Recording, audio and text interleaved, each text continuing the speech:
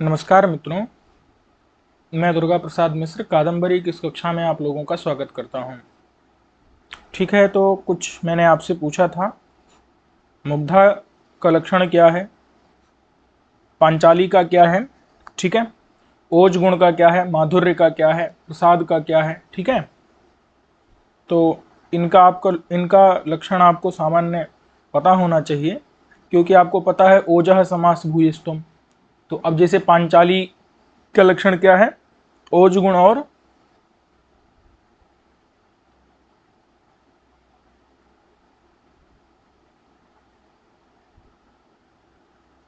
समास का आधिक्य, ठीक है। तो ये होता है पांचाली, तो इसलिए आपको ओज का लक्षण पता होना चाहिए, ठीक है।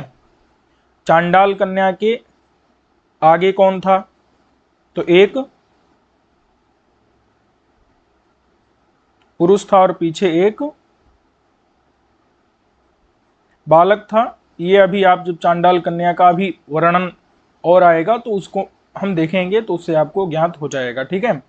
बालक के साथ में क्या था, पिंजरा था और उस पिंजरे में एक तोता था, ठीक है। चलिए, अगर मुग्धा की बात की जाए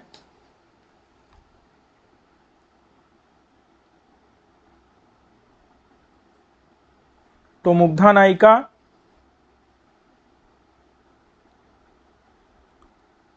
प्रथमावतीर्ण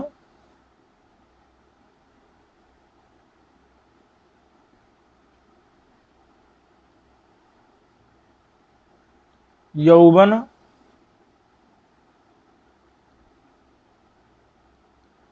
मदन विकारा रतौ बामा। मतलब प्रथमावतीर्ण मतलब पहली बार अवतीर्ण माने प्रकट हुआ है यौवन और मदन यानी काम का विकार, जिसमें रतौ बामा रति के प्रति जो प्रतिकूल है, रमण के प्रति जो प्रतिकूल होती है। कथिता माने कही गई है, मृदुश्च माने, और मान यानी कि जो अभिमान या कोप इत्यादि होता है, तो मान अभिमान कोप इत्यादि में जो मृदु कही गई है।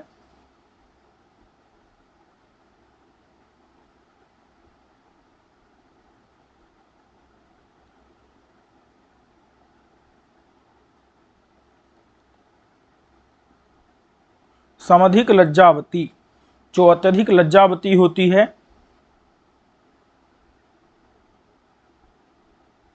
वो होती है मुग्धा, ठीक है।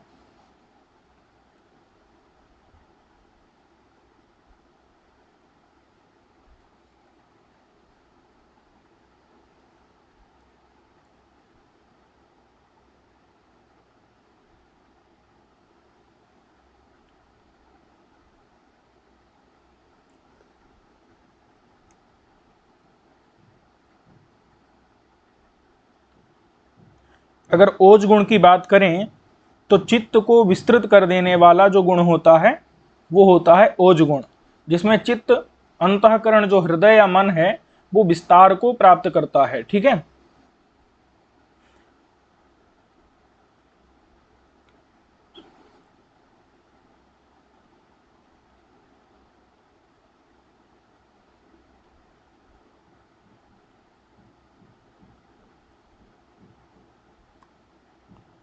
ओजस चित्तस्य विस्तार रूपम दीप्तत्वमुच्यते। ओज क्या है, चित्त का विस्तार रूपी जो दीप्तत्व, मतलब ओज का प्रदीप्त होना, यानी चित्त का विस्तार होना, ठीक है। उसी को क्या कहते हैं, ओज कहते हैं।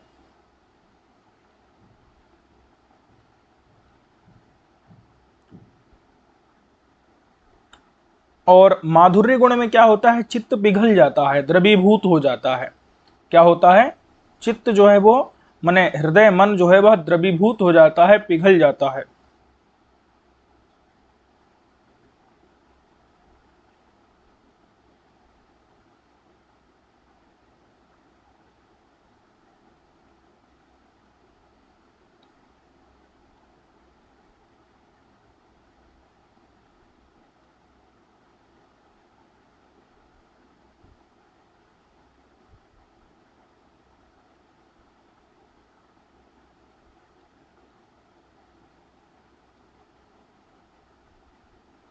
ठीक है। चित्त का द्रवीभूत हो जाना, पिघल जाना, तो इस प्रकार का जो आह्लाद है उसको क्या कहते हैं? माधुर्य कहते हैं।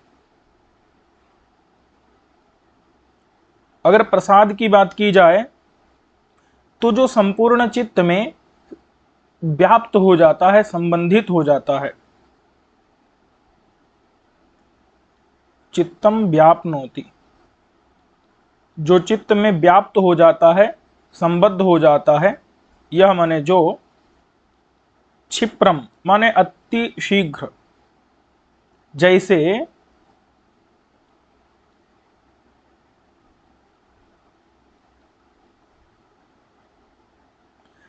शुष्क ईंधन में, सूखे हुए ईंधन में जिस प्रकार से इव माने जिस प्रकार से अनलह माने आग, जिस प्रकार से सूखे ईंधन में माने बहुत शीघ्र ही व्याप्त हो जाती है, उसी प्रकार से जो चित्त को अत्यंत शीघ्रता से व्याप्त कर लेता है, संबंधित हो जाता है, उसको क्या कहते हैं?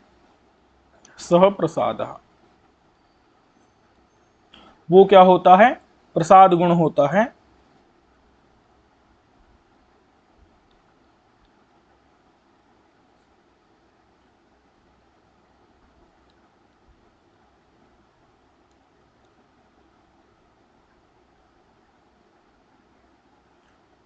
और वो सभी रसों में, सभी रचनाओं में पाया जाता है। ठीक है, वो प्रसाद गुण सभी रसों में और सभी रचनाओं में पाया जाता है।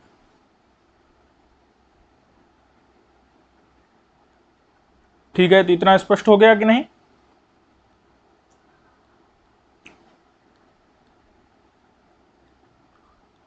तो अब हम लोग देख रहे थे शूद्रक के वर्णन को, इसको देख लेते हैं। तो अति सुरभि चंदनानुलेपन धवलित उरह स्थलम उपरि विन्यस्त कुंकुम स्थासकम अंतरा अंतरा निपतित बालातपच्छेदमिव कैलास शिखरिणम। ठीक है, इस अंश को देखना है।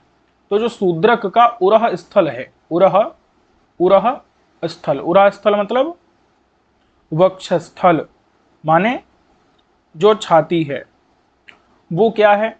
वो अति माने अत्यंत, अति माने अत्यंत, सुरभि कहते हैं सुगंधित, अत्यंत सुगंधित चंदन के, चंदन यानी वही मलय पर्वत पर जो उत्पन्न चंदन, तो अत्यंत सुगंधित चंदन के अनुलेपन से, अनुलेपन यानी कि लेप से, अत्यंत सुगंधित चंदन के लेप से धवलित, धवलित यानी कि श्वेत वर्ण का हो गया है छाती, वक्षस्थल जिसका। समझ में आ गया कि नहीं? तो अत्यंत सुगंधित चंदन के लेप से धवलित हो गया है उरह स्थल जिसका, ऐसा हो गया शूद्रक। ठीक है, अब मान लेते हैं थोड़ी देर के लिए कि ये हो गया छाती। ठीक है, अब इस पर जो है पूरे पर चंदन लगा हुआ है, तो ये क्या हो गया है? ये हो गया है धवलित, श्वेत वर्ण का। ठीक है, अब जो है इसमें लगा है हुआ कुछ और भी लगा हुआ है, इस श्वेत वर्ण का पूरे में चंदन लगा है, इसके ऊपर क्या लगा है? तो कहते हैं इसके ऊपर, ऊपरी माने ऊपर, विन्यस्त, विन्यस्त माने लगा हुआ है या रखा हुआ है या लगा हुआ है। ठीक है, ऊपरी माने ऊपर, लगा हुआ है। क्या लगा हुआ है? तो कुंकुम का स्थासक, कुंकुम यानी केसर का, केसर जो है वो थोड़ा रक्त वर्ण का है, और स्थासक का मतलब होता है, स्थासक मतलब होता है हाथ की छाप, हाथ की छाप। दो होता है, स्थासक माने हाथ की छाप भी होता है, और स्थासक मतलब होता है लेप। तो आप कोई भी ले सकते हैं। ठीक है, स्थासकम, स्थासक मतलब लेप अथवा हाथ की छाप। तो जो शूद्रक का छाती वक्षस्थल है, वो उसमें पूरे में तो क्या लगा हुआ है? पूरे में तो चंदन लगा हुआ है, तो वो श्वेत वर्ण का हो गया, धवलित हो गया। और उसके ऊपर, ऊपर मतलब चंदन के भी ऊपर क्या लगा दिया है? तो ऊपर माने ऊपर, विन्यस्त माने लगा हुआ है, कुंकुम यानी कि केसर का, स्थासक माने लेप अथवा हाथ की छाप ऐसा लगा हुआ है। समझ में आ गया कि नहीं? बीच बीच में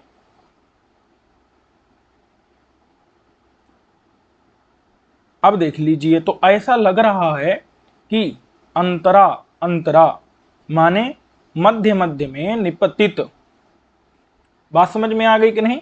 अंतरा अंतरा निपतित बाला तपच्छेदमेव कैलाश शिखरिणम, मतलब वो ऐसा लग रहा है कि अंतरा अंतरा यानी मध्य मध्य में, मध्य मध्य में निपतित, निपतित यानी पड़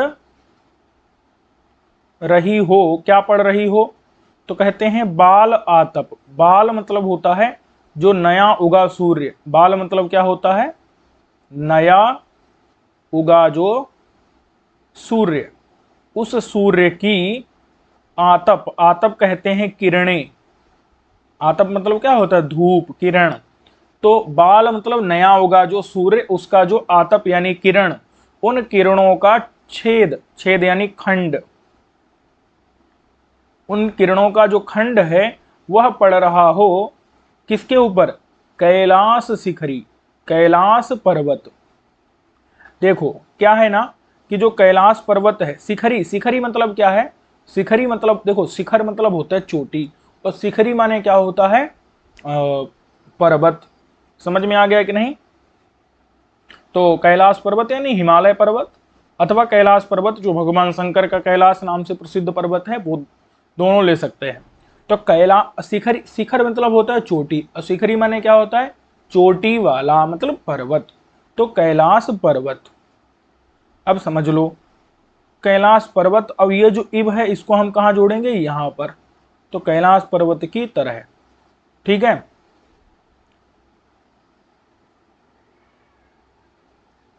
समझ आ गया? देखो थोड़ा समझना होगा यहाँ पर कि राजा की जो छाती है वो तो, उस पर तो चंदन लगाने से वो तो हो गई एकदम सफेद। अब उस पे लगा दिया कुमकुम का, ऊपर ही मैंने ऊपर से विन्यस्त मैंने लगा दिया कुमकुम का, मैंने केसर का स्थासक मतलब लेप लगा दिया, या फिर हाथ की छाप लगा दी। अब क्या होगा? तो ऐसा लगेगा छाती, एक तो सफेद सफेद छाती है, ऊपर से लग रहा है उसमें लाल लाल, बीच बीच में लाल लाल टुकड़े टुकड़े उसमें लगेंगे कि नहीं? भाई जब केसर रक्त वर्ण का है तो उसके समान ही रक्त वर्ण के बीच बीच में क्या लगेंगे? उसमें टुकड़े लगेंगे। तो उसी प्रकार से ऐसा लग रहा है कि वो जो है शूद्रक ना हो करके वो कैलाश पर्वत हो। अच्छा, कैलाश पर्वत तो श्वेत है, तो वक्षस्थल भी शूद्रक का श्वेत है।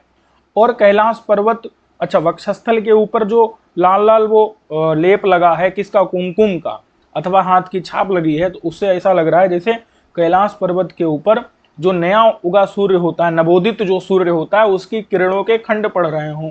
क्योंकि नया उगा सूर्य रक्तवर्ण का होता है, अरुण आरुण्य वर्ण का होता है, तो उसकी आरुण्य गुणयुक्त जो किरणें हैं, मतलब लाल वर्ण की किरणों के छेद यानी टुकड़े कैलाश पर्वत के ऊपर पड़ रहे हैं। तो जैसा कैलाश पर्वत लगेगा वैसा ही वो शूद्रक लग रहा है, ठीक है। वही बता रहे हैं कि अंतरा, अंतरा माने मध्य मध्य में, जो निपतित माने पड़ रही क्या?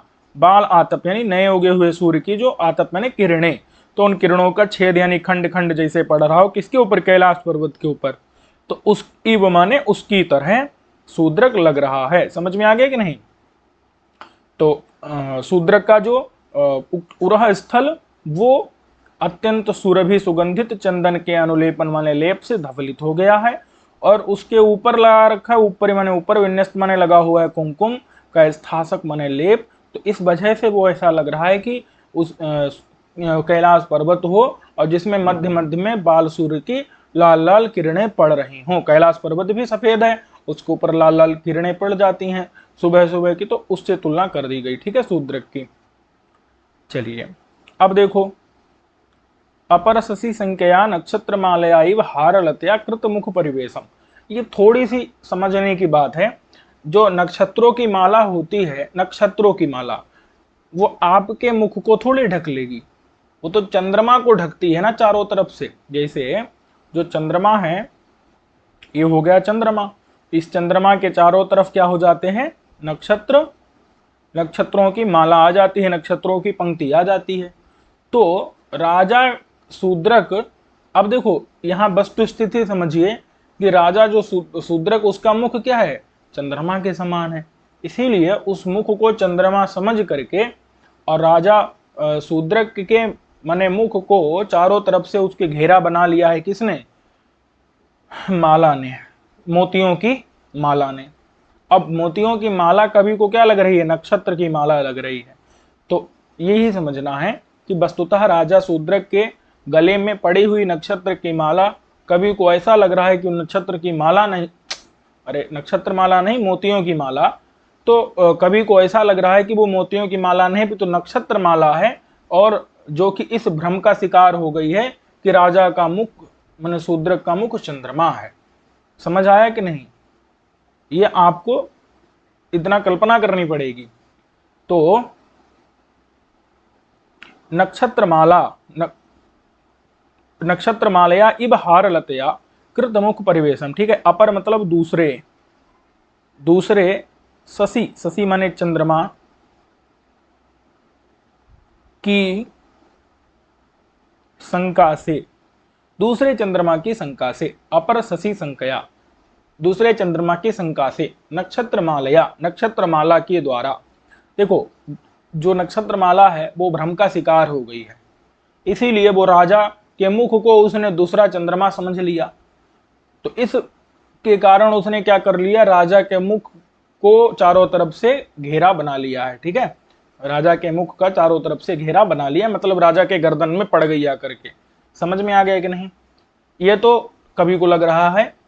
वस्तुस्थिति क्या है कि वास्तव में राजा के गले में हार की माने क्या है, मोतियों की एक माला है, और कवि को ऐसा लग रहा है कि वो मोतियों की माला ना होकर के नक्षत्र माला है, और वो नक्षत्र माला राजा शूद्रक के मुख को चंद्रमा समझ करके उसको उसके चारों तरफ उसने घेरा बना लिया है। ठीक है, माने गर्दन में आ पड़ी है। तो यही बता रहे हैं यहाँ पर, शशि संकया दूसरे चंद्रमा की शंका से, नक्षत्रमालया इव नक्षत्रमाला के समान, नक्षत्र माला की तरह जो हार लता। हार लता क्या होता है? तो देखो लता मतलब होता है, लता, लता मतलब जो पेड़ इत्यादि में लिपट जाती है लता। तो हार लता का मतलब है लता की तरह, लता की तरह लंबा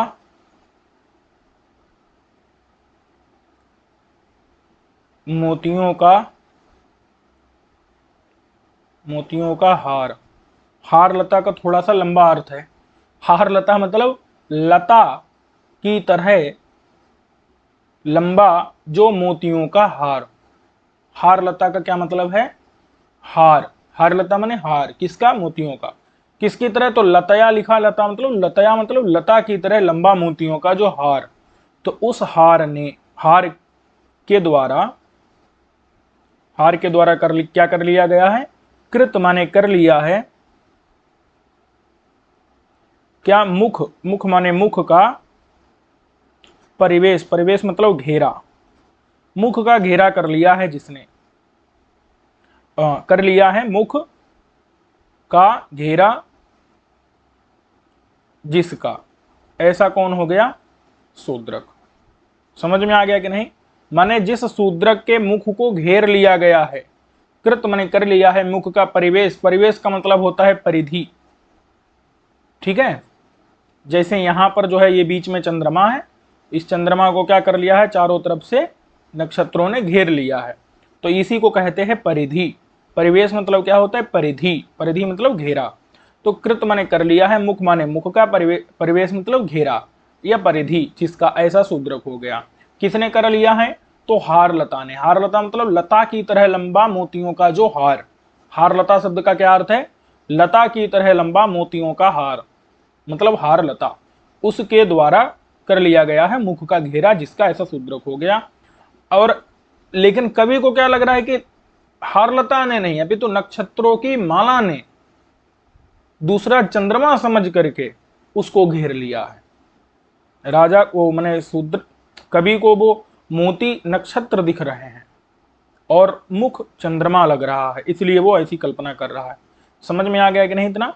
ठीक है, अब देखो फिर राजा की बात करते हैं कि राजा कैसा है।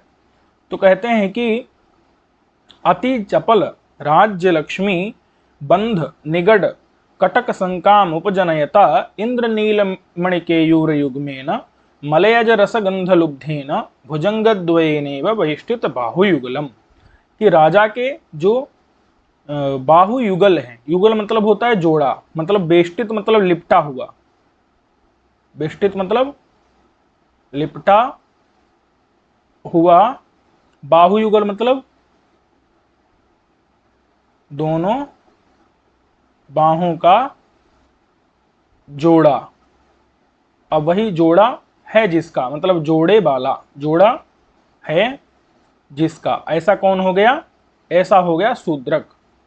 ठीक है, तो बेष्टित मतलब क्या है? लिपटा हुआ है। बाहुयुगल मतलब दोनों बाहों का जोड़ा, जिसका ऐसा हो गया शूद्रक। अब कहते हैं वो किससे लिपटा हुआ है भाई? उन मतलब किस चीज से दोनों हाथों का जो युगल है वो किससे लिपटा हुआ है? तो कहते हैं कि जो हाथ होते हैं उन हाथों पर मतलब बाजुओं पर क्या बांध दिया जाता है? एक बाजूबंद जिसको बोलते हैं। ठीक है, तो जो उसके दोनों हाथ है, उन दोनों हाथों का जो बाजू है वो बाजू किससे बंधा हुआ है? बाजूबंद से। ठीक है, ये लिखा हुआ है। अच्छा, वो बाजूबंद जो है किसका बना हुआ है? तो कहते इंद्र नीलमणि या इंद्रमणि। इंद्रमणि, इंद्रमणि जो होती है वो काले वर्ण की होती है। क्या होती है? एक मिनट, इंद्रमणि ही है ना?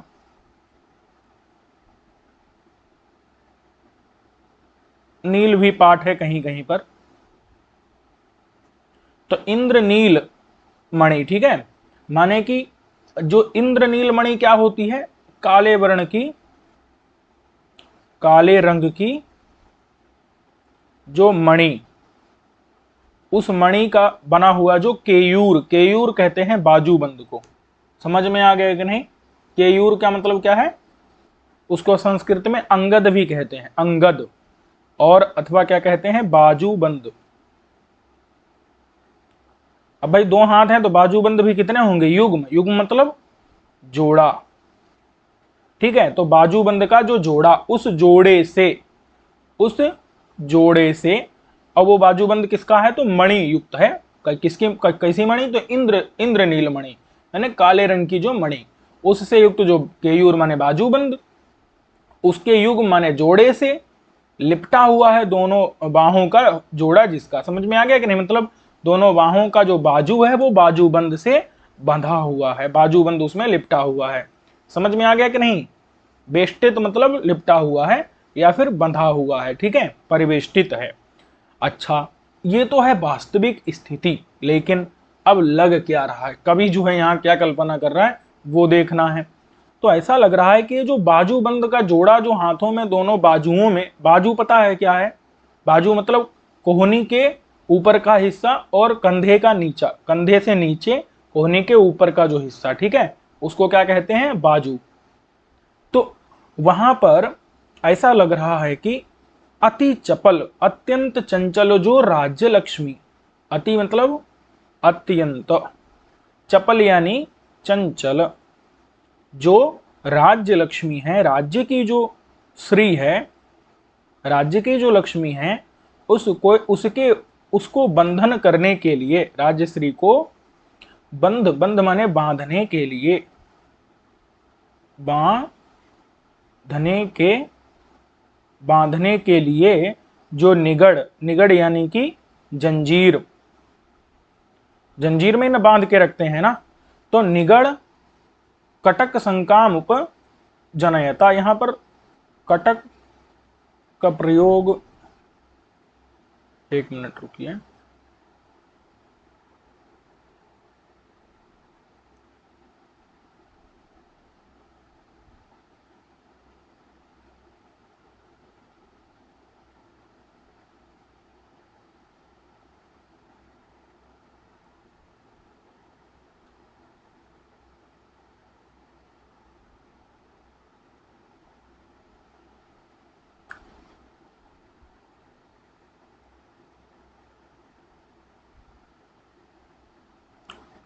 चलिए, तो अति चपल यहाँ पर जो है अति चपल माने अत्यंत चंचल, जो राज्य लक्ष्मी यानी राज्यश्री, उसको बंध, बंध मतलब बांधने के लिए, जो निगड़, निगड़ यानी कि जंजीर, ठीक है, श्रृंखला, सांकर, उसकी शंका को, शंका को उपजनयता, उपजनयता मतलब उत्पन्न करने वाले। देखो, राजा के जो बाहों में दोनों बाजू बंद हैं, वो ऐसा लग रहा है कि अत्यंत चंचल राज लक्ष्मी कहीं राजा को छोड़ के चली ना जाए, इसलिए राजा ने लक्ष्मी को क्या कर रखा है, अपने दोनों बाजुओं में, अपने दोनों बाहों में उसको बांध रखा है। तो बांधने के लिए कोई क्या चाहिए, जंजीर चाहिए ना, निगड़ चाहिए, श्रृंखला चाहिए। तो वो जंजीर क्या है, जो उसके बाहों में जो दोनों बाजूबंद बंधे हुए हैं, वही राजलक्ष्मी को बांधने के लिए जंजीर के समान है। समझ में आ गया कि नहीं? तो अत्यंत चपल जो राज्यलक्ष्मी राज्यश्री को बंध माने बांधने के लिए निगड़ यानी जंजीर की शंका को उत्पन्न कर रहे हैं, मतलब वो मानो जंजीर लग रहे हैं। तो जंजीर की शंका को उपजनेता मतलब उत्पन्न करने वाले इंद्र नील यानी कि जो काले रंग की मणि है, उस मणि के बने हुए जो केयूर, केयूर मतलब बाजूबंद, उन बाजूबंदों का जो युग्म माने जोड़ा, तो उस जोड़े से लिपटा हुआ है दोनों बाहों का जोड़ा जिसका। समझ में आ गया कि नहीं इतना?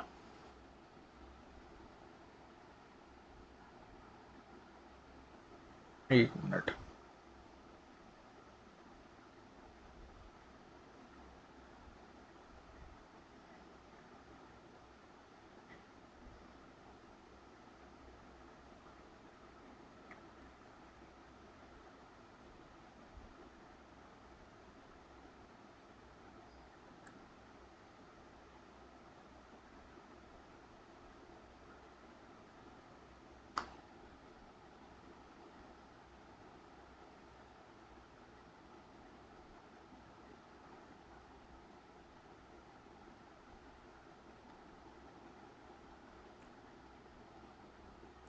चलिए, क्योंकि ये पाठ है नहीं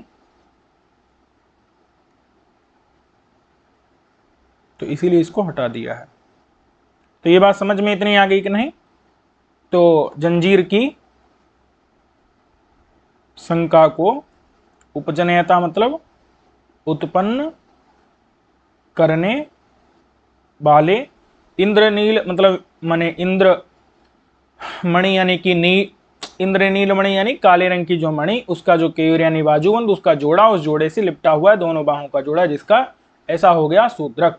अच्छा, और उसको क्या लग रहा है, कहते हैं कि उसको मतलब कभी को क्या लग रहा है कि मलयज रस, मलयज मतलब होता है चंदन, चंदन जो है ना वो मलय पर्वत में उत्पन्न माना गया है, ठीक है, तो इसीलिए मलयज कहा गया चंदन को। मलय पर्वत में जो माने जन्म लेने वाला, उत्पन्न होने वाला, ठीक है, तो मलय पर्वते जाता मलयजः माने चंदन। तो चंदन का जो रस है, उस रस की जो गंध है, उस गंध से जो लुब्ध माने आकर्षित हुए या लोभी, माने चंदन के रस के गंध के लोभी, चंदन के रस के गंध के कारण जो लुब्ध हो गए हैं, आसक्त हो गए हैं, खींच गए हैं, आकर्षित हो गए हैं, ऐसे भुजंगद्वयेन माने दो भुजंग, दो सांप, ऐसे दो सांप, भुजंग मतलब सांप होता है, तुरंग माने घोड़ा होता है, तो कोई भुजंग माने घोड़ा कहे तो ऐसा नहीं है, भुजंग माने सांप, भुजंगद्वयन मतलब दो सांप के द्वारा, और इव, इव का मतलब है मानो, दो सांप के द्वारा मानो, बेष्टित माने लिपटा हुआ है, बाहुयुगल माने दोनों बाहों का जोड़ा जिसका। समझ में आ गया कि नहीं? कि ऐसा लग रहा है कि शूद्रक के दोनों बाहों का जो जोड़ा है, मतलब उसमें क्या लिपटे हुए हैं, उसमें सांप लिपटे हों, क्योंकि शूद्रक के शरीर में तो चंदन लगा है, तो इसीलिए चंदन की गंध से दो सांप आकर के शूद्रक के बाजुओं में बंध गए हों, क्योंकि सांप कृष्ण वर्ण के हैं, और जो शूद्रक जो बाजूबंद बांधा हुआ है वो भी इंद्र नीलमणि के बने हैं, माने काले काले हैं, बाजूबंद भी काले हैं और भुजंग भी, सांप भी काले हैं। तो इसीलिए ऐसा लग रहा है कि मलयज रस यानी चंदन के रस की गंध के कारण लुब्ध यानी खिंचे हुए, आकर्षित, आसक्त, जो भुजंग द्वय माने दो सांप, उन सांपों के द्वारा, इब माने मानो, बेष्टित मतलब माने हाथ को लपेट लिया है, बाहु युगल माने दोनों हाथों के जोड़े को सांपों ने क्या कर लिया है, चारों तरफ से घेर लिया है। ठीक है, तो बेष्टित मतलब भी होता है घेर लेना चारों तरफ से, परिवेष्टित। ठीक है, चलिए, तो ये समझ में आ गया कि नहीं आ गया कि राजा शूद्रक के जो हाथ हैं वो ऐसा लग रहा है कि उनको सांप उन पर लिपट गए हों, मलेज रस के गंध के कारण, कि गंध से लुब्ध, गंध से आकर्षित, लुब्ध यानी आसक्त माने लोभी। ठीक है, मलेज रस माने चंदन के रस की गंध से। तो भुजंग द्वय के द्वारा बेष्टित है बाहुयुगल जिसका। अच्छा, और अब जो है राजा की बात करते हैं तो कैसा है, ईसत माने थोड़ा, आलंबी यानी कि लटकते हैं, लटक रहे हैं, करणोत्पल, करणोत्पल मतलब, उत्पल मतलब तो कमल होता है, उत्पल माने कमल होता है, अब तो करणोत्पल मतलब क्या है, कर्ण कमल माने कान के कमल, कान, कान के कमल। अब कान के कमल मतलब क्या है तो समझो, कमल के आकार के, कमल के आकार के आभूषण, कमल के आकार के, आकार के जो कान के आभूषण, कमल के आकार के जो कान के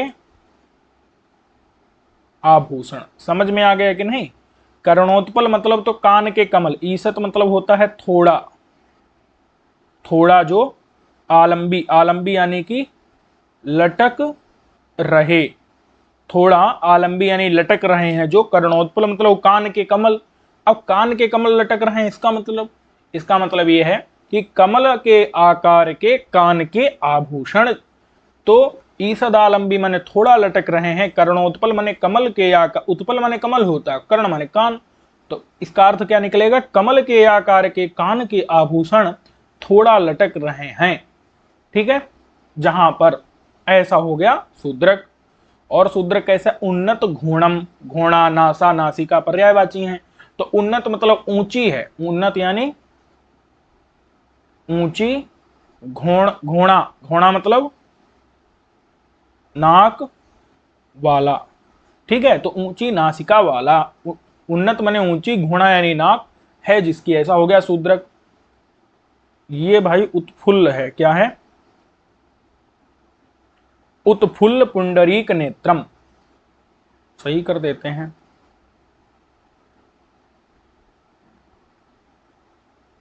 ये क्या है,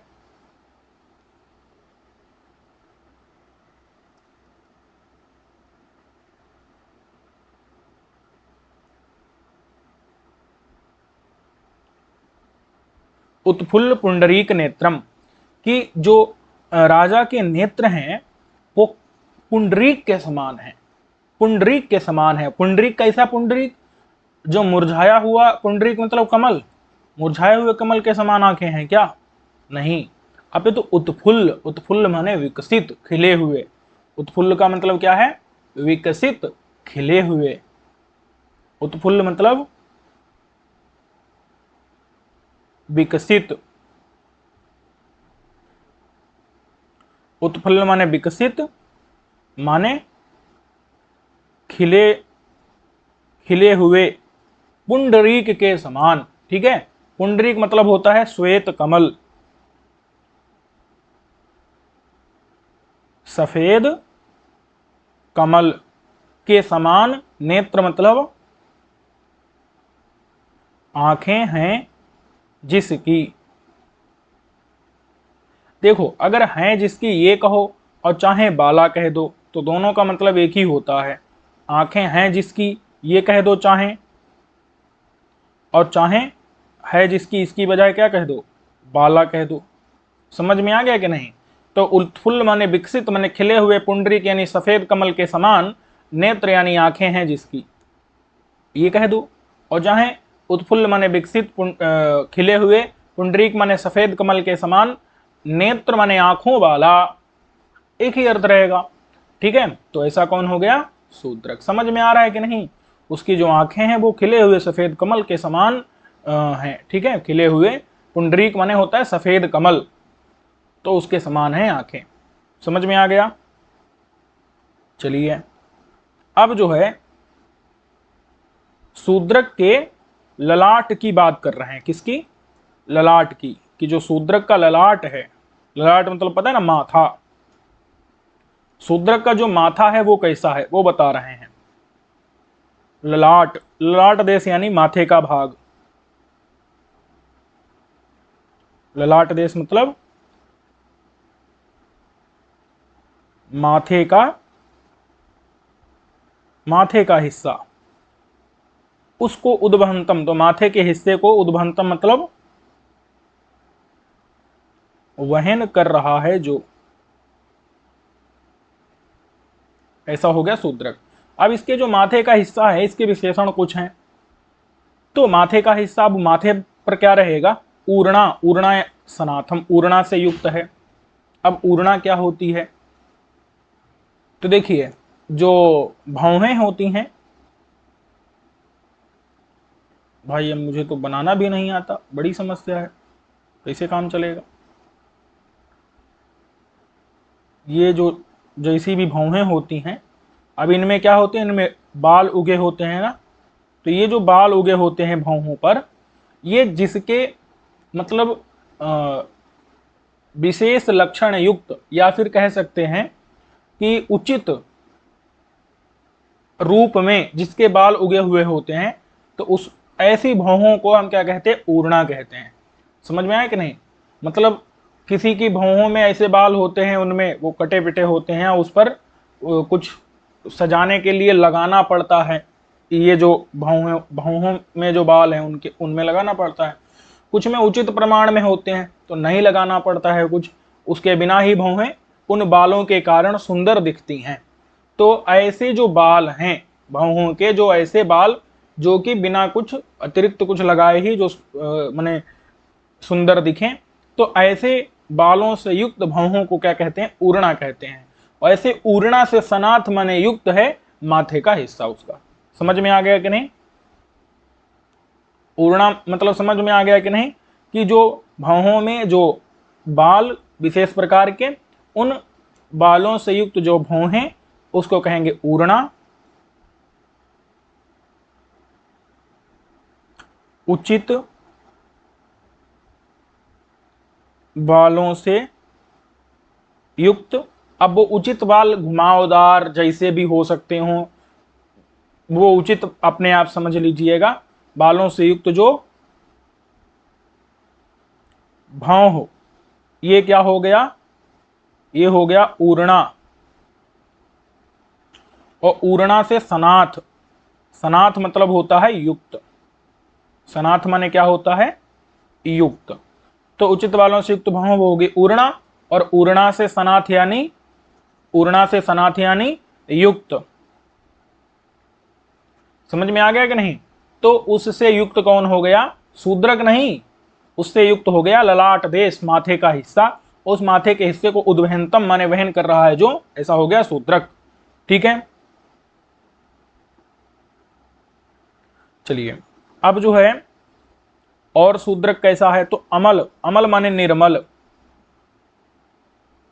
निर्मल जो कलधौत, कलधौत कहते हैं सोना, सुवर्ण। निर्मल जो सुवर्ण, उस सुवर्ण का पट्ट, पट्ट कहते हैं आसन को। तो कोई सोने का आसन, अच्छा आसन मतलब होता है बैठने का मतलब हिस्सा। अब कोई आदमी उस पर बैठेगा तो थोड़ा सा वो बड़ा होना चाहिए ना, मतलब चौड़ा होना चाहिए ना। तो वही बता रहे हैं कि जिस प्रकार, और सुवर्ण का आसन है तो एकदम श्वेत निर्मल मतलब कांति वाला होगा कि नहीं? निर्मल कांति वाला होगा। तो यहां पर जो राजा का माथा है, अच्छा सुवर्ण का आसन होगा एकदम चमकदार होगा। वही बता रहे हैं कि राजा का माथा एकदम चमकता हुआ है, निर्मल है, स्वच्छ है। अब सुवर्ण के आसन की तरह ही निर्मल है, सुवर्ण के आसन की तरह ही चमकदार है, सुवर्ण के आसन की तरह ही विशाल है। विशाल मतलब बड़ा है, चौड़ा है माथा। वही बता रहे हैं कि निर्मल, अमल माने निर्मल, जिसमें मल नहीं है, ऐसे निर्मल स्वच्छ चमकते हुए कलधौत यानी सुवर्ण का जो कलधौत माने सुवर्ण का, पट्ट माने आसन, उस आसन के समान आयत, आयत मतलब विशाल, उसके समान क्या है ये, विशाल है क्या, राजा का माथे का हिस्सा। और कैसा है तो अष्टमी चंद्र सकलाकारम, अष्टमी का जो चांद होता है, किसका, जो अष्टमी का जो चांद होता है, तो अष्टमी का देखो जो चांद होगा वो कैसा होगा, एक तो पूर्णिमा का चांद होता है पूरा, एक अमावस्या का चांद होता है जीरो। बात समझ में आ गई कि नहीं। अष्टमी का चांद उसके बीच का होगा। अब वो कैसा होगा अष्टमी का चांद, अब आप लोग देख लीजिएगा, बना लीजिएगा कैसा होगा, ठीक है। अब मुझे तो आता ही नहीं, कैसे बनाएं, जैसा भी होता हो भाई आप लोग बना लीजिएगा। तो अष्टमी के चांद का जो सकल, सकल माने टुकड़ा, क्योंकि पूरा तो होगा नहीं चांद अष्टमी वाले दिन, पूरा पूरा थोड़े हो, पूरा तो पूर्णिमा को होगा ना, तो अष्टमी का तो इसका जो है आधा रहेगा ना। तो ऐसे चांद के टुकड़े के समान क्या है, उसका माथा है। समझ में आ गया कि नहीं। अष्टमी का जो चंद्रमा ने चांद, उसका सकल, सकल कहते हैं टुकड़े को, और एक होता है सकल, सकल मतलब होता है संपूर्ण, और शकल, सकल मतलब होता है टुकड़ा।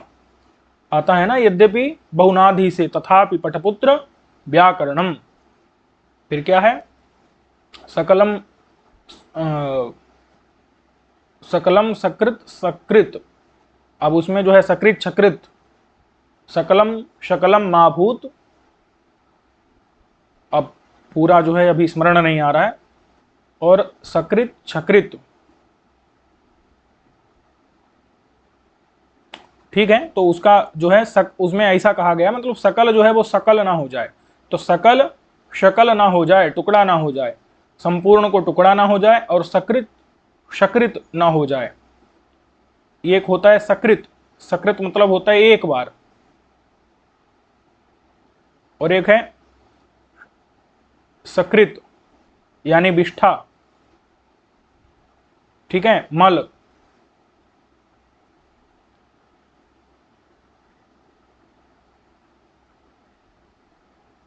चलिए, तो ये हो गया सकल, शकल यानी टुकड़ा। तो जो अष्टमी का जो चांद, उसका जो टुकड़ा, उस टुकड़े के आकार वाला, आकार वाला, आकार वाला कौन हो गया, शूद्र के माथे का हिस्सा। और कैसा है तो अशेष, अशेष माने सभी, भुवन, भुवन यानी जो भी पूरा, अशेष माने संपूर्ण, भुवन यानी कि पृथ्वी मंडल, संपूर्ण जो पृथ्वी मंडल, तो संपूर्ण पृथ्वी मंडल में जितने भी जो राज्य, सभी पृथ्वी संपूर्ण पृथ्वी मंडल में जितने भी राज्य, उन राज्यों में जो अभिषेक का सलिल, देखो राजा का जब राज्याभिषेक होता था तो सभी तीर्थों से, वो तीर्थ चाहे पृथ्वी के किसी भी राज्य का हो, तो सारे तीर्थों से जल ला करके और राजा के मूर्धा पर, मतलब माथे पर उस जल को उसका मतलब क्या बोलते हैं, मतलब अब उसका जल को डालना, अब मैंने उसका अभिषेक करना, ऐसा किया जाता था। अभिषेक मतलब स्नान, स्नान कराना ऐसा कह सकते हैं, या उसको छिड़कना ऐसा कह सकते हैं। तो अशेष माने सभी, भुवन यानी कि जो पूरा पृथ्वी मंडल है, उसके जितने भी राज्य हैं, उन राज्यों से राजा के लिए एक अभिषेक जल, जल लाया जाता था। अभिषेक जल, अभिषेक सलिल, सलिल माने जल, वो अभिषेक के लिए जो पवित्र जल लाया जाता था और वो राजा के माथे पर डाला जाता था, ठीक है। तो या उसको स्नान कराया जाता था, उस जल से स्नान कराया जाता था, तब राजा पवित्र होता था और फिर वो सिंहासन पर बिठाया जाता था, ठीक है। तो अशेष माने संपूर्ण, भुवन माने पृथ्वी मंडल में से लाया गया जो राज्याभिषेक सलिल है, मतलब पृथ्वी मंडल के जितने भी राज्य हैं उनसे अभिषेक के लिए, राज्याभिषेक के लिए लाया गया जो सलिल माने जल, ठीक है। सलिल माने जल, अभिषेक माने स्नान के लिए, मंगल स्नान कहते हैं उसको। तो मंगल स्नान के लिए जो सलिल माने जल, उस जल से पूत, पूत माने पवित्र। तो भाई जब जल माथे पर डाला जाएगा, उसको मंगल स्नान कराया जाएगा, तो पूत माने पवित्र हो जाएगा कि नहीं? कौन पवित्र हो जाएगा? पूतम ललाट देशम। पूत माने पवित्र हो जाएगा क्या? ललाट देश। ऐसे ललाट देश को उद्भंतम माने वहन कर रहा है जो, ऐसा हो गया शूद्रक। माने ऐसे ललाट देश को धारण कर रहा है जो, ऐसा हो गया शूद्रक। समझ में आ गया कि नहीं इतना?